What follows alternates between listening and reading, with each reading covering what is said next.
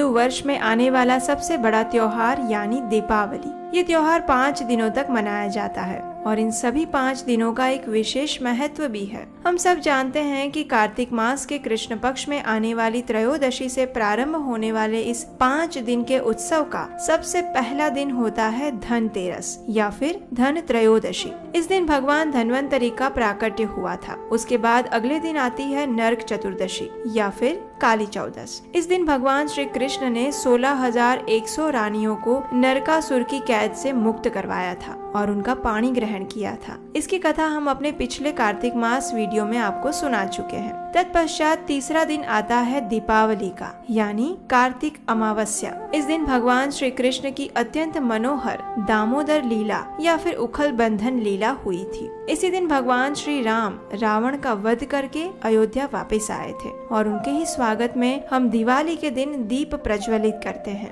दिवाली के अगले दिन आता है गोवर्धन पूजा का दिन, जब भगवान श्री कृष्ण ने अपनी सबसे छोटी उंगली पर 7 दिनों तक गोवर्धन धारण किया था। गुजराती कैलेंडर में नए साल की शुरुआत भी इसी गोवर्धन पूजा के दिन से होती है, इसलिए उनके लिए ये नया साल भी है। उसके बाद आता है भाई दूज या फिर यम द्वितीया। हमारी सनातन संस्कृति में आने वाले इन सभी उत्सवों और पर्वों के पीछे एक वैदिक कथा और वैज्ञानिक तथ्य छिपा। परम पिता परमात्मा पूर्ण ब्रह्म सर्व सृष्टि रचनहार कबीर देव कबीर साहिब, ये हम सभी आत्माओं के पिता हैं, हमारे जनक हैं, ये हमारे हितैषी हैं, हमदर्द हैं। और हम जिस लोक में रह रहे हैं ये अपना मूल ठिकाना नहीं है।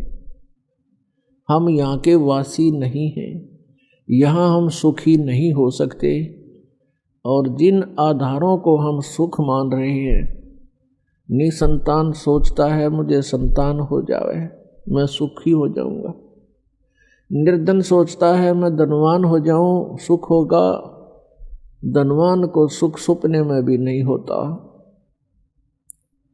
धनवान सोचता है राजा लोग सुखी होंगे, राजा सोचते हैं कि स्वर्ग के देवता सुखी होंगे, देवता सोचते हैं कि इंद्र स्वर्ग का राजा सुखी होगा, इंद्र सोचता है ब्रह्मा विष्णु महेश सुखी होंगे। और ब्रह्मा विष्णु महेश उनका जीवन देख लो, सुख का सांस नहीं। श्रीमद् देवी भागवत के अंदर स्वयं भगवान विष्णु ब्रह्मा जी से कह रहे हैं, ब्रह्मा जी पूछ रहे हैं कि आप तो सर्वेश्वर हो, आप भी ध्यान क्यों लगाए बैठे हो, किसका ध्यान करते हो, किस देवता की पूजा करते हो। भगवान विष्णु कहते हैं मैं दुर्गा का ध्यान करता हूँ, देवी का, शक्ति का। और मेरे विचार में, मेरे जानकारी में इससे बड़ी कोई शक्ति नहीं, इससे बड़ा कोई प्रभु, कोई देव नहीं। और मैं अधिकतर तप करता रहता हूँ, तप करने से फुर्सत मिलती है तो मैं फिर ज़्यादातर राक्षसों को मारने के लिए युद्ध करता रहता हूँ। थोड़ा बहुत सौभाग्य मिलता है, कुछ समय मिलता है, कुछ देर लक्ष्मी के पास रह पाता हूँ।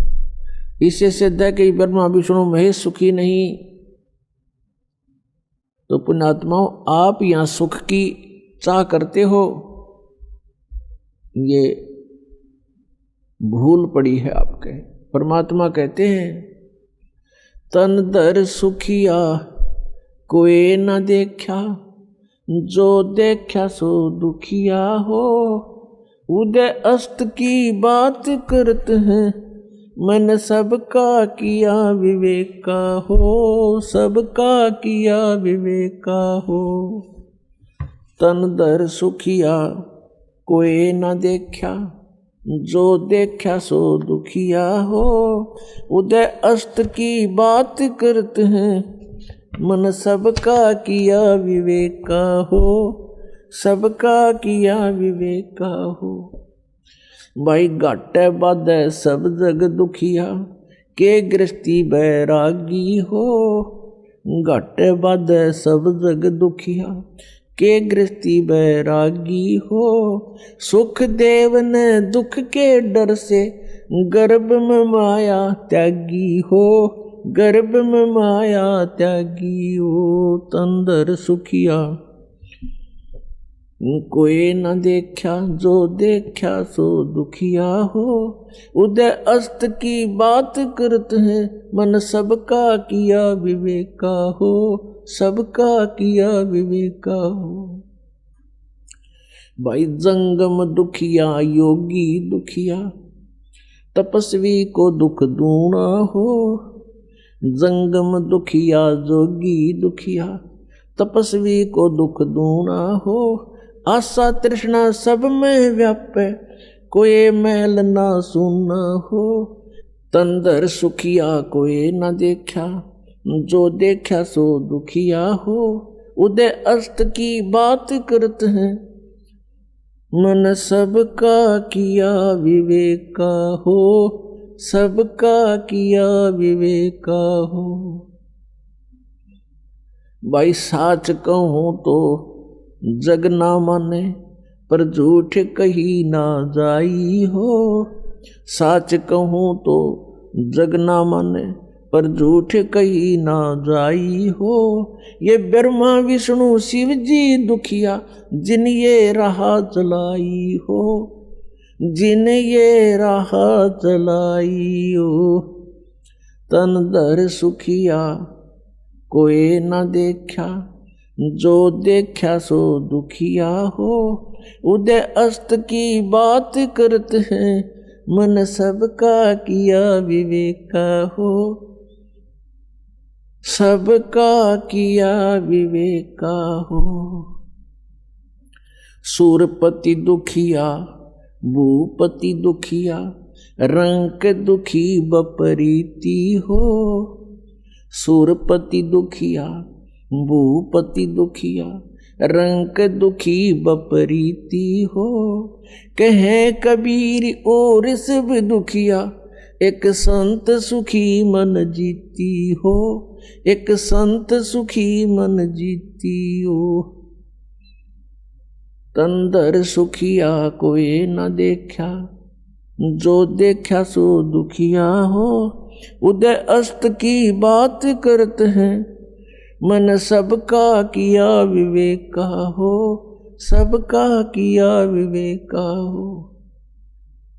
सूरपति दुखिया भूपति दुखिया, रंक दुखी बपरीति हो। सूरपति दुखिया भूपति दुखिया, रंक दुखी बपरीति हो। कहे कबीर और सब दुखिया, एक संत सुखी मन जीती हो। संत सुखी मन जीती हो। तंदर सुखिया कोई न देखा, जो देखा सो दुखिया हो। उदय अस्त की बात करते हैं, मन सबका किया विवेका हो। सबका किया विवेका हो। परमात्मा हमें याद दिलाते हैं कि पुण्यात्माओं, तुम काल के जाल में फंसे हुए हो और जिस सुख को तुम छोड़ आए हो सतलोक में, उसको तुम यहां खोज रहे हो। जो सुख आपको अपने घरों में होता है, उस फैसिलिटी को आप जेल में चाह रहे हो, वो कभी नहीं हो सकती। तो ये 21 ब्रह्मांड जेल है काल की। 21 ब्रह्मांड ये काल की कैद है। इसमें हम बंद हैं, कर्मों का दंड हम भोग रहे हैं और संस्कारों के बंधन से, रस्से से, बेड़ियों से हमें बांध रखा है। और इस जेल में हम सुख ढूंढ रहे हैं। ये हमारी अज्ञानता और भोलापन है। इसके विषय में भगवान बता रहे हैं कि तन धर सुखिया कोई नहीं देखा। हमने, परमात्मा कहते हैं, इसी 21 ब्रह्मांड में दौरा कर लिया, कोई भी जीव सुखी नहीं पाया हमने। परमात्मा कहते हम ब्रह्मा के पास गए तो वो महादुखी, विष्णु के पास गए उसने भी सैकड़ों चिंताएं अपनी बताई, शंकर जी के पास गए वो भी दुखी।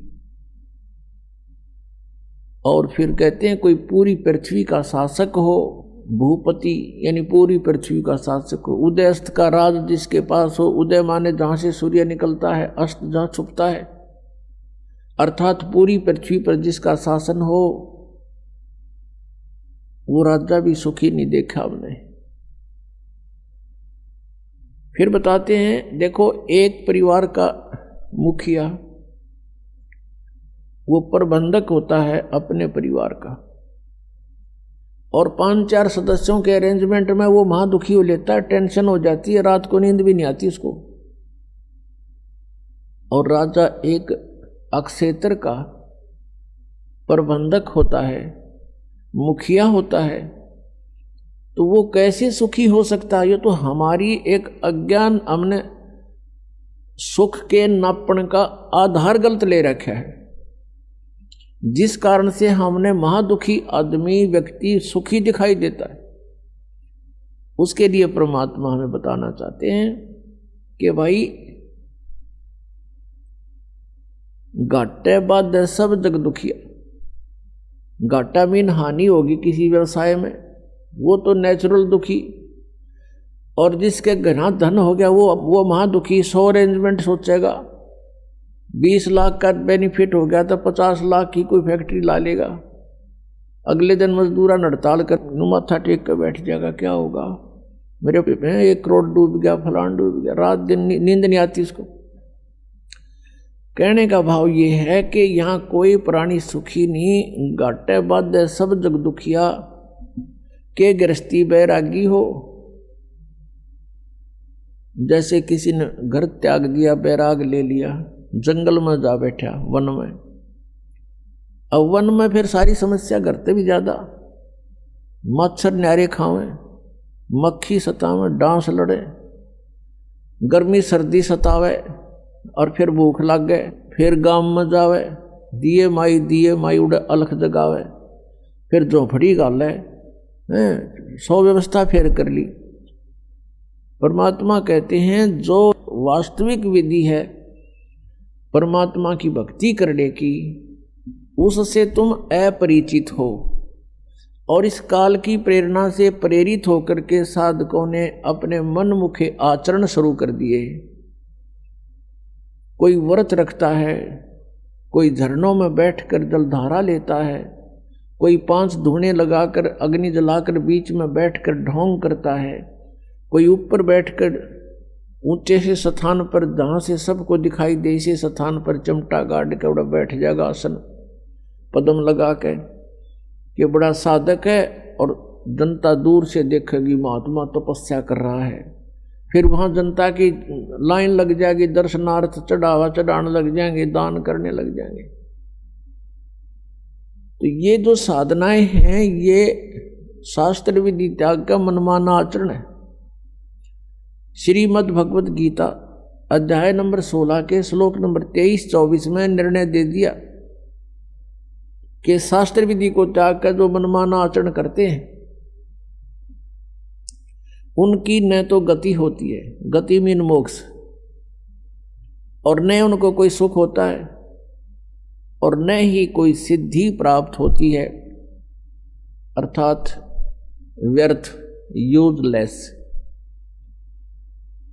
फिर गीता जी अध्याय नंबर 16 के श्लोक 24 में कहा है कि इससे तेरे लिए अर्जुन कर्तव्य और अकर्तव्य की व्यवस्था में है, कौन से कर्म करण योग्य हैं, कौन सी क्रियाएं ना करनी चाहिए, उनका निर्णय सदग्रंथ ही प्रमाण है, नथिंग एल्स।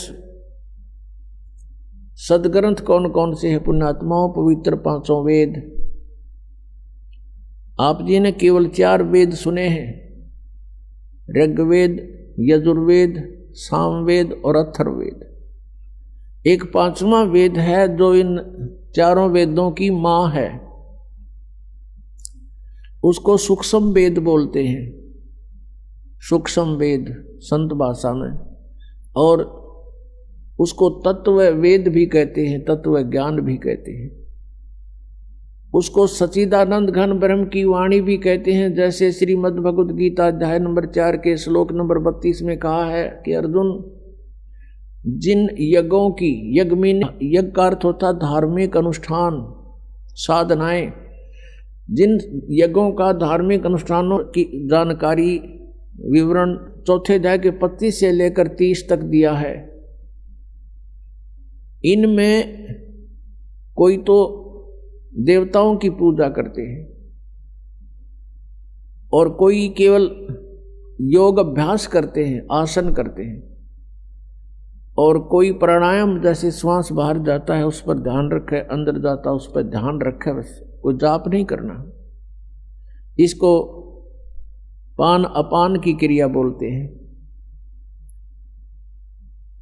और कुछ प्राणायाम करके अपना श्वास सूक्ष्म करके ध्यान लगाने का चेष्टा करते हैं, कुछ स्वाध्याय करते हैं, कुछ तीक्ष्ण अहिंसावादी व्रत रखते हैं, जैसे मुंह पर पट्टी बांध ली, नंगे पैरों घूमना, झाड़ू सी लेकर, कुछ ऐसी साधनाएं करते हैं, कुछ स्वाध्याय ही करते हैं, नित्य कोई पाठ कर लिया किसी भी धर्म ग्रंथ का। तो परमात्मा कहते हैं कि ये जो साधनाएं हैं, सभी साधक अपनी साधनाओं को पाप नाशक जानते हैं। वो ये सोच रहे हैं हम जो साधना कर रहे हैं ये हमारा पाप नाश करेंगी, पाप नाश होने से ही परमात्मा मिलेगा। फिर बताया चौथे अध्याय के 32वें श्लोक में गीता जी में कि इस प्रकार की धार्मिक अनुष्ठानों की जानकारी विस्तार के साथ ब्रह्मण मुखे यानी सच्चिदानंद घन ब्रह्म की वाणी में, यहाँ चौथे अध्याय के 32वें श्लोक में अनुवादकर्ताओं ने अनर्थ किया है, शब्दों के अर्थ ठीक नहीं किए। ब्रह्मणे मुखे का अर्थ इन्होंने किया है वेद की वाणी। ब्रह्म का अर्थ वेद नहीं होता, ब्रह्म का अर्थ प्रभु होता है, परमात्मा होता है। और ब्रह्मणे का अर्थ होता है बड़ा भगवान यानी सच्चिदानंद घन ब्रह्म। जैसे वेद तो विधान है प्रभु का और ब्रह्म परमात्मा है। यदि कोई राजा का अर्थ संविधान करता है किसी प्रकरण के अंदर तो उसको ज्ञान नहीं है, वो मूर्ख है बिल्कुल। राजा तो एक प्रबंधक है, मैनेजमेंट करने वाला है, कंट्रोलर है। उस वेद संविधान उसका कानून है, उसमें कानून लिखा, कोई ऐसी गलती करेगा तो ऐसी सजा होगी, ऐसी करेगा तो ऐसी सजा होगी। ऐसे ही ब्रह्म तो प्रभु है और वेद उसका विधान है। तो यहां इन्होंने अर्थ गलत कर दिए। ब्रह्मणे मुखे का अर्थ है सच्चिदानंद घन ब्रह्म की वाणी। मुखे माने उसके मुख से बोले गए वचन। उस कबीर वाणी में, उस सूक्ष्म वेद में बहुत विस्तार के साथ लिखे हैं।